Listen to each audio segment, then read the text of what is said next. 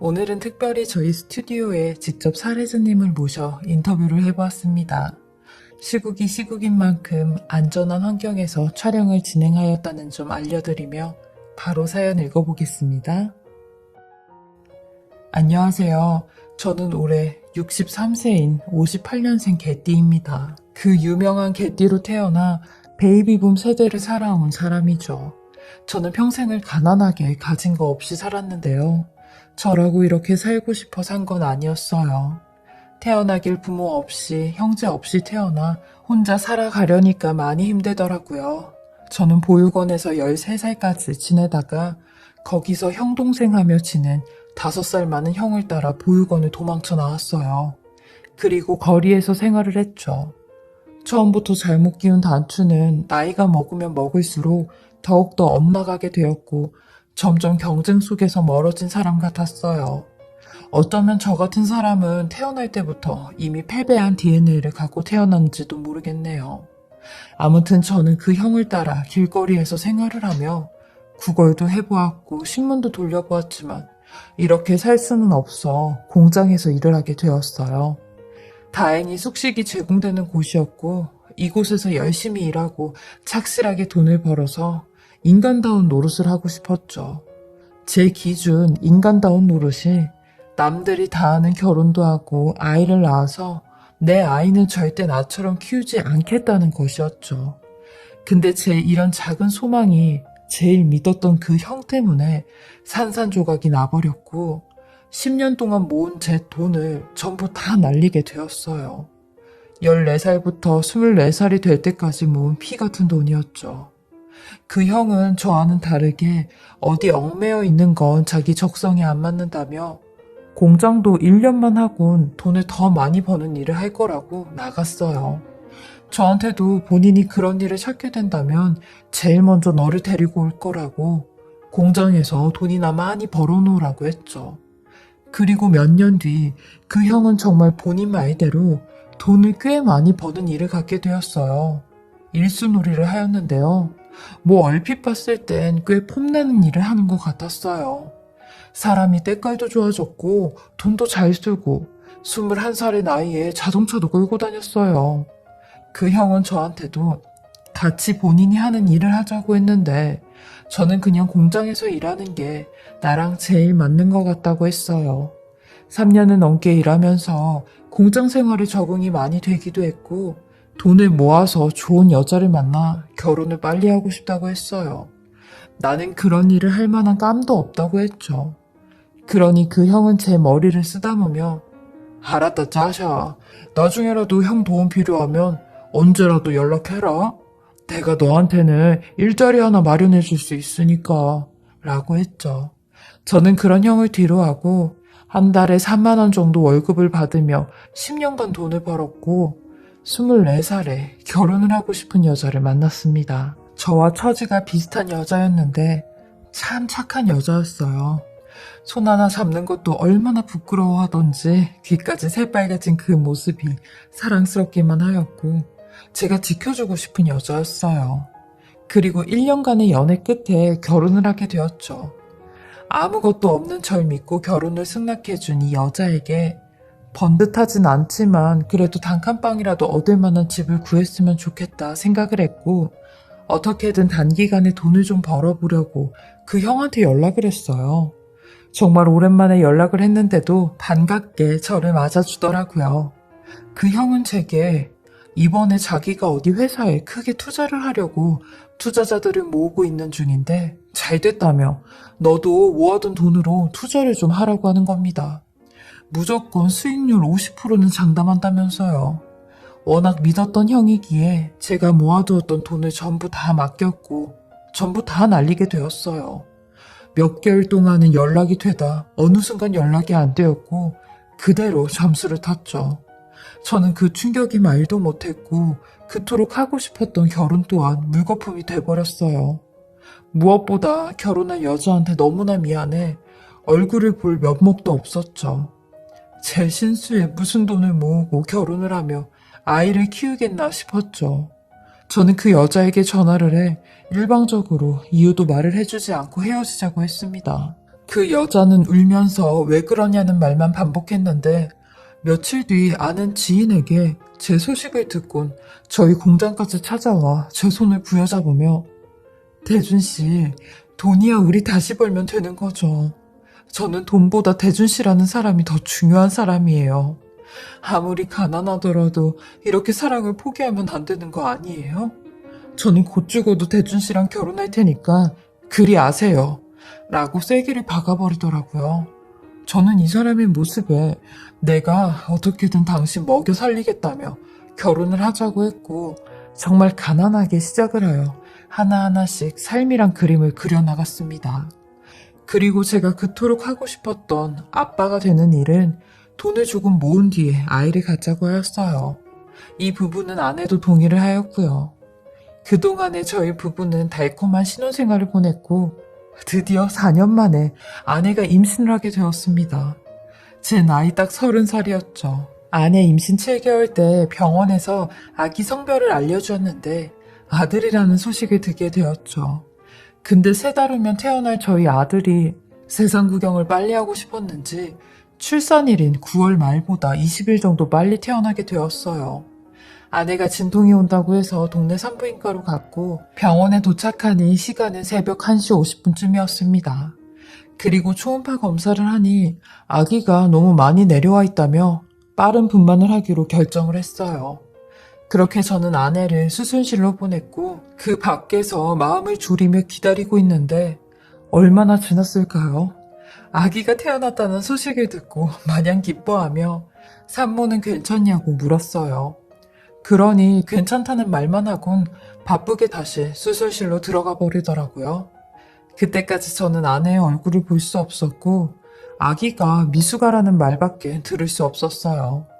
근데 2시간이 지나니 갑자기 병원 원장이 와서 하는 말이 큰 병원으로 저희 아내를 이송해야 된다고 하는 겁니다.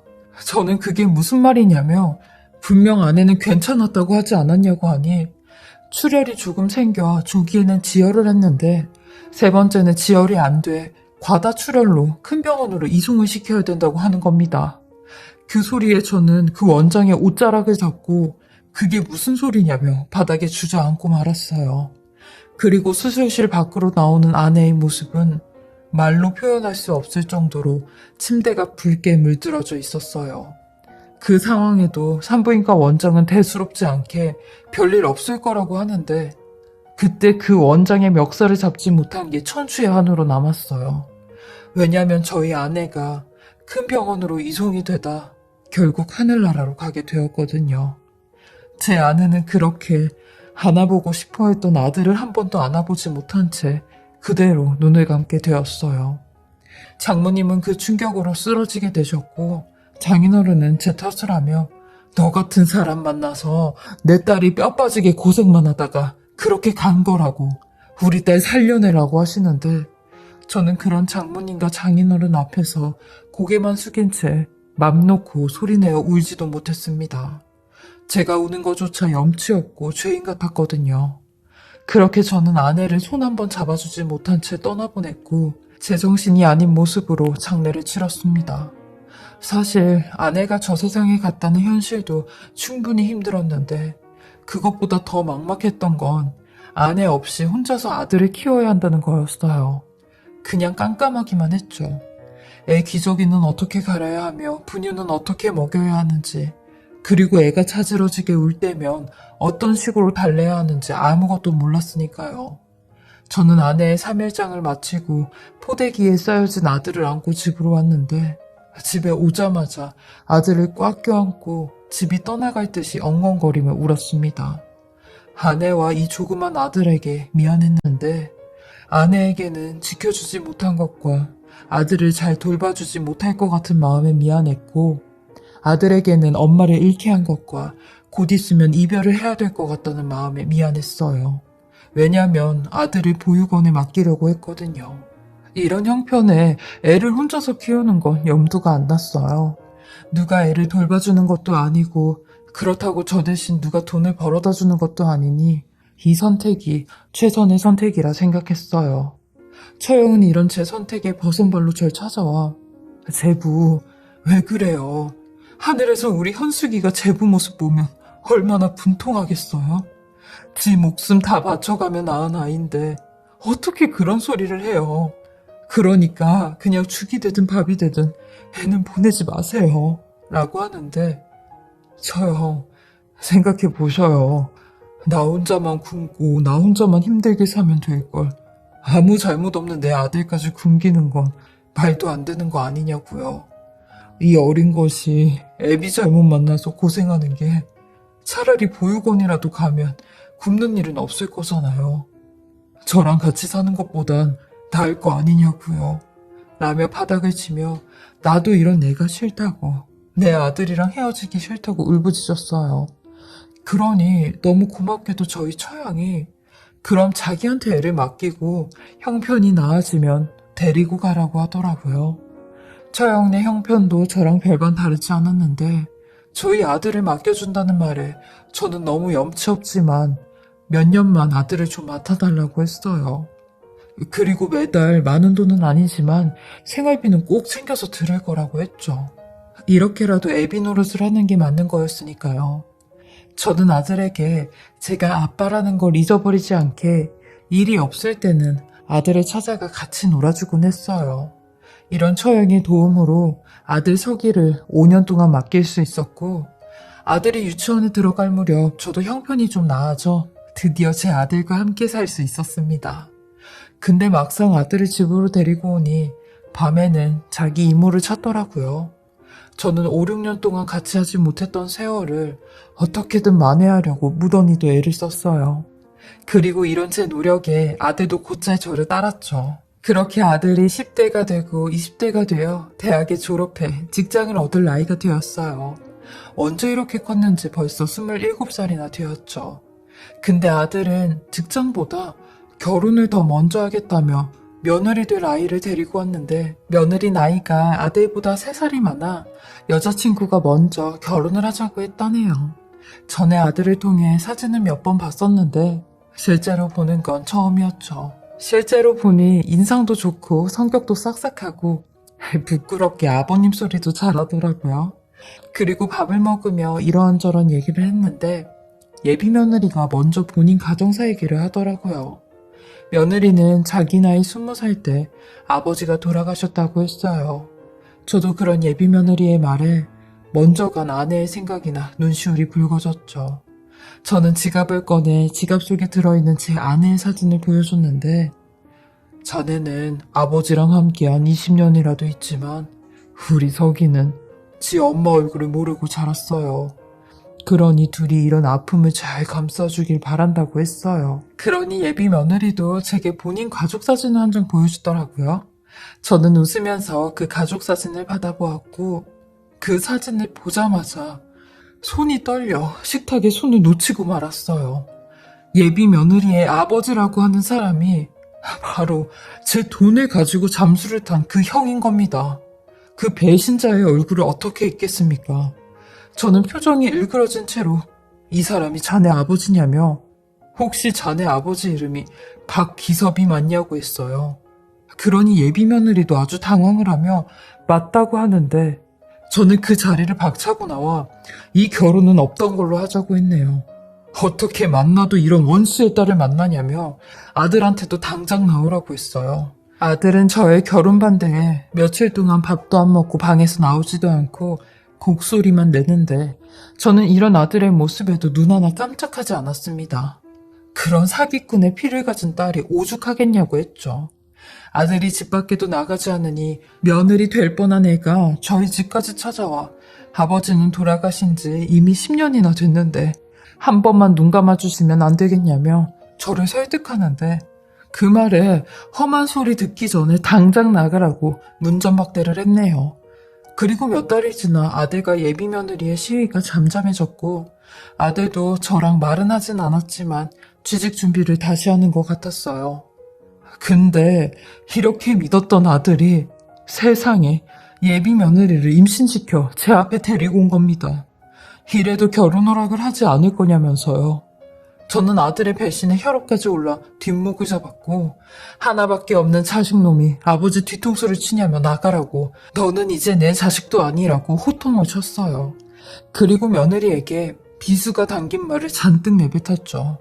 그렇게까지 했는데도 제 화가 누그러지지 않았어요. 내 착한 아들을 꼬셔서 저렇게 만들었나 싶기도 했고요. 아들은 간혹가다 제게 손자 사진이라며 사진을 보내주곤 했는데 보고도 답장을 하지 않았죠. 며느리가 미우니 손자가 이뻐 보일 리가 없었어요. 하지만 계속 사진을 보내오니 핏줄은 핏줄인지라 보고 싶었고 손자 100일 때 처음으로 아들이 손자를 데리고 집에 왔어요. 며느리까지 데리고 왔는데 저는 아들과 손자만 들어오라고 했고 며느리에겐 재수가 없으니까 나가라고 소리를 쳤어요. 소금이라도 뿌리지 않는 게 다행이라고 했죠. 저는 이런 식으로 아들과 손자는 계속 봐왔지만 며느리는 한 번도 본 적이 없었어요. 한 번은 며느리가 제 생일날 생일 도시락을 싸왔다며 아들과 같이 왔는데 저는 그 도시락을 쓰레기통에 다 집어던지며 누가 이딴 거 먹는다고 했냐고 네가 이런 걸 싸우면 내 화가 가라앉을 줄 아냐고 했어요.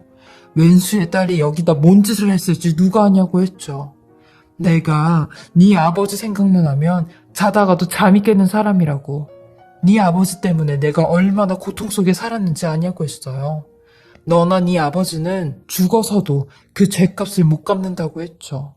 그러니 며느리는 눈물을 보이며 두 번 다시 나타나지 않겠다고 하더라고요. 그렇게 저는 며느리는 없다 생각하고 살았어요. 아들만 손자만 바라보며 살았죠. 아들은 취직 준비가 잘 돼 벤처기업으로 출근을 했고 가끔씩 제게 손자를 맡길 때도 있었는데 저희 아들 어렸을 때가 생각이 났어요. 내 손으로 키워주지 못해 그게 맨날 한이었는데 손자는 내 손으로 키워줄 수 있어 얼마나 뿌듯한지 몰랐죠.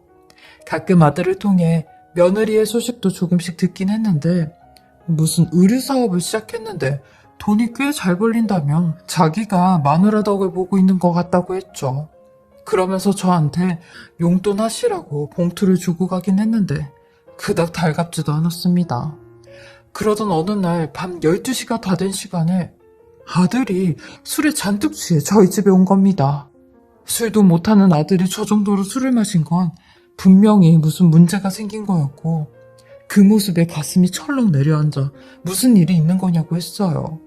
그러니 마치 기다렸다는 듯이 아들이 저를 붙잡고 대성통곡을 하기 시작하는 겁니다. 그 모습에 또 한 번 가슴이 내려앉았어요. 자초지종을 들으니 며느리가 무리하게 사업을 확장하며 아들 몰래 돈을 이곳저곳으로 빌리다가 재산금융까지 손을 대고 말았대요. 근데 그 무리하게 벌린 사업이 한순간에 무너지고 말았다는 겁니다. 그래서 지금 손을 쓸 수 없을 정도로 심각하다는데 내일이면 저를 찾아와서 조금이라도 돈을 좀 빌려본다고 했대요. 아니 하다 지 아버지도 내 돈을 뜯어가더니 며느리마저 내 돈에 손을 대는구나 싶은 생각에 너 당장 이혼하라고 큰 소리 쳤어요. 도대체 네가 못난 게 뭐가 있냐고 아들을 붙잡고 말리니 술에 취한 아들이 제 가슴을 뭉그러뜨리는 소리를 하더군요. 아버지, 저 이혼은 안 해요. 우리 현수한테 엄마 없는 애로 만들어주고 싶진 않아요. 그러니까 저 끝까지 와이프 데리고 살 거예요. 돈이야 다시 벌면 되는 거잖아요. 그러니까 아버지도 헤어지라는 그런 소리 하지 마세요. 라고 하는데 이 말도 어쩜 지 엄마랑 똑같이 하는지 아들의 마음을 이해할 수 있었어요. 그리고 다음날이 되니 며느리가 제 앞에 무릎을 꿇고 제발 한 번만 도와달라고 제 명의로 된 이 아파트를 담보로 돈을 좀 빌려달라고 하는데 저는 그런 며느리에게 너 그거 하나 알아둬라. 나한테 돈 빌려가는 순간 내가 너한테 뭔 갑질을 해도 일절 아무 말도 하지 않는다고 알았냐? 라고 하니 며느리는 말없이 고개만 끄덕이더라고요. 그 후로 저는 못된 짓만 골라 며느리를 대했어요. 아들도 옆에서 그만하시라는 말을 몇 번이나 했지만 저는 아랑곳하지 않고 며느리에게 시키면 시키는 대로 하라고 했네요. 저는 심지어 며느리의 안색까지도 뭐라고 하며 면박을 주었죠. 안색이 왜 이렇게 초췌하냐며 우리 집에 와서 싫은 일 하려고 하니까 기분 나빠서 표정까지 이 모양이냐고 갖은 트집을 다 잡았죠. 근데 이런 책에 벌이라도 내린 듯 어느 날부턴가 안쪽 허벅지랑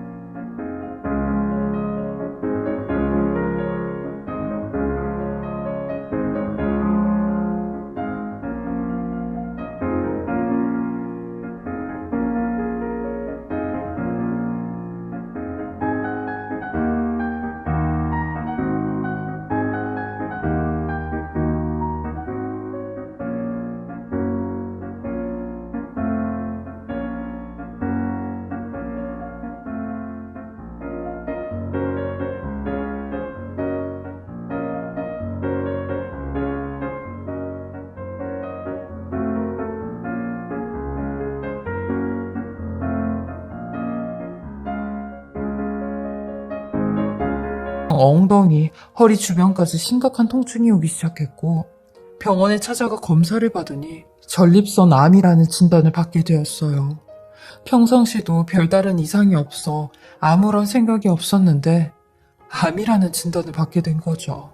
하지만 다행히 초기라 생존율은 80%가 넘을 만큼 예후는 좋다고 했어요.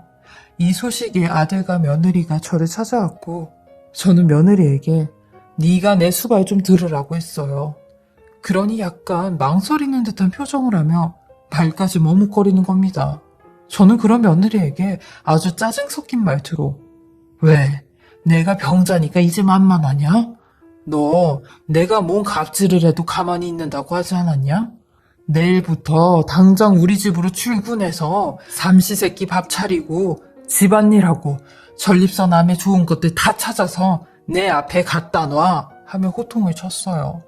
가뜩이나 암 때문에 신경이 예민해 더 예민하게 며느리를 다그쳤죠. 저는 하루에 한 번씩 그릇을 깨가며 며느리를 쥐잡듯이 잡았고 마음에 안 들면 속에 있는 말을 거르지도 않고 있는 대로 다 했어요. 수술을 받는 날까지 이렇게 한풀이를 하고 수술을 받으러 갔죠. 근데 수술날 며느리는 보이지 않았고 수술이 끝나고 회복실에 왔는데도 며느리가 보이지 않는 겁니다. 저는 아들에게 아니 얘는 지 시아버지가 수술을 받고 왔는데도 없는 거냐? 라고 하니 아들이 제 손을 부여잡고 울기 시작하는 겁니다. 그냥 우는 것도 아니고 숨이 넘어갈 듯이 우는데 저는 제정신이 아님에도 그런 아들을 붙잡고 왜 그러냐고 했어요. 아버지 괜찮다고 울지 말라고 하니 아들 입에서 전혀 생각지도 못한 말이 튀어나오는 겁니다. 그 말은 다름 아닌 며느리의 얘기였는데요. 며느리가 어제 저녁 제 수발을 들고 나서 집에 오자마자 응급실로 실려갔다는 겁니다. 이유는 대장암 4기 때문이었다는 거죠. 저는 아들의 말을 듣고도 믿어지지 않는다는 식으로 무슨 말을 하고 있는 거냐고 했어요. 그러니 아들이 울부짖으며 아버지, 현수 엄마 여태 대장암 4기 환자였어요. 라고 하는 겁니다. 아들 말로는 며느리가 대장암 4기 진단을 받은 지 5개월이나 넘었다고 하는데 며느리가 그랬대요. 어차피 얼마 못 사는 거 치료도 하고 싶지 않고 그냥 이대로 살다가 가고 싶다면서요. 치료 시작하면 가족들과 보내는 시간이 더 짧아지고 무엇보다 집에 빚밖에 없으니 치료받는 건 말도 안 된다고 했다는데 아들은 이런 지 와이프를 데리고 병원도 끌고 가보고 회유도 해보고 했대요. 그런데도 환자 본인이 치료를 거부하면 병원에서도 어찌할 도리가 없다고 했다는 겁니다. 어쩐지 제가 아까도 말했듯이 어느 순간부터 며느리의 안색이 안 좋아졌는데 저는 그것도 모르고 며느리를 쥐잡듯이 잡았다는 생각에 입이 다물어지지 않았어요. 그리고 아들은 제게 또 한 가지 충격적인 이야기를 해주는데 며느리가 그랬다네요. 내가 죽기 전까지 그동안 아버님한테 우리 아빠가 저지른 죄값 그거 다 갚고 희생하며 조용히 살다가 가고 싶다고 했대요. 그래서 몸이 아프고 쓰러지는 상황에도 제 타박을 들어가며 저 아픈 것까지 병수발을 해주었다고 하는데 저는 순간 내가 도대체 며느리에게 무슨 짓을 한 거지? 라는 생각으로 죄책감이 물밀듯이 밀려들어왔어요. 아들은 아마 며느리가 사업이 한순간에 무너지게 되면서 엄청난 스트레스가 암까지 불러온 것 같다고 하는데 실은 며느리가 무리해서 사업을 진행한 것도 저한테 용서를 빌고 싶어서 그렇게 악착같이 했다는 겁니다. 지 아버지가 저한테 사기친 돈과 제 가슴에 대못 박으며 혼전 임신한 것까지 저한테 용서를 빌려면 자기가 떳떳해야 된다고 그때까지 제 얼굴을 보지 못하더라도 열심히 살 거라고 했다는데 결국엔 또다시 제게 실망을 주고 말았다며 자책을 엄청나게 했대요. 그러니 자기가 마지막으로라도 아버님께 희생하는 게 도리고 이치라고 했다는데 그 말을 듣는데 제가 정말 며느리한테 몹쓸 짓을 했구나라는 생각에 가슴을 주먹으로 내리쳤어요. 이 벌을 어떻게 다 갚나 싶은 생각도 들었고 며느리 아버지가 잘못한 일인데 왜 며느리까지 미워했나 싶은 얄팍한 후회가 밀려왔습니다. 저는 벌벌 떨리는 몸으로 아들에게 내가 어쩌면 좋겠냐고 같이 눈물을 흘리니 본인 와이프를 용서해달라는 말을 하더라고요. 그렇게 저는 6일째 되는 날 퇴원을 하고 곧바로 며느리가 입원해 있는 병실로 가게 되었습니다. 병실 앞에서 몇 번이나 망설이다 들어갔는지 차마 며느리의 얼굴을 볼 자신이 안 났어요. 그리고 어렵게 바를 때 베드에 누워있는 며느리를 보게 되었고 그 자리에서 눈물이 왈칵 쏟아졌어요. 전 그런 며느리에게 왜 말하지 않은 거냐. 네가 이렇게 아팠다면 내가 너를 그렇게까지 미워하지도 원망하지도 않았을 텐데 왜 그런 거야? 라고 하니 아버님이 이렇게라도 저랑 저희 아빠한테 미웠던 감정들 다 쏟아내셨으면 하는 마음에 그냥 가만히 있었어요. 아버님께서 이렇게라도 저한테 푸셔야지 마음에 응어리가 없으실 것 같아서요. 저도 아버님한테 여태까지 잘한 게 없는데 저도 아버님 볼 면목이 없었어요. 하는 말에 저희 셋은 목 놓아 말없이 흐느꼈습니다. 며느리는 제게 손을 내밀며 아버님, 저희 아빠 대신 제가 이렇게 용서를 빌게요. 그리고 제가 하늘나라 가면 아빠한테도 죄값 달게 받으시라고 하겠습니다. 그러니까 용서해 주세요. 라고 하는 며느리의 말에 저는 고개를 끄덕이며 나도 용서를 빈다고 했어요. 그동안 너를 아무 이유 없이 미워하고 괴롭힌 모든 것들 용서해달라고요. 그렇게 저는 6년간의 짧은 만남을 끝으로 며느리를 하늘나라에 보내주게 되었어요. 그리고 며느리가 하늘나라에 간 지도 벌써 1년이 흘렀고요. 모든 걸 돌려놓고 싶지만 이미 많이 늦어버린 지금 저는 땅을 치고 후회를 하고 있는 중입니다. 그리고 며느리의 마지막 부탁대로 저는 손주를 잘 보살피고 있는데요. 요 며칠 전엔 손자가 하늘을 보며 그런 말을 하더라고요. 엄마, 현수 보고 싶으면 언제라도 하늘나라에서 비행기 타고 와야 돼요. 라고요. 아직 어린 손자는 지 엄마가 미국이나 유럽이라도 간 것처럼 하늘나라에 갔다고 믿고 있었어요. 제가 옛날에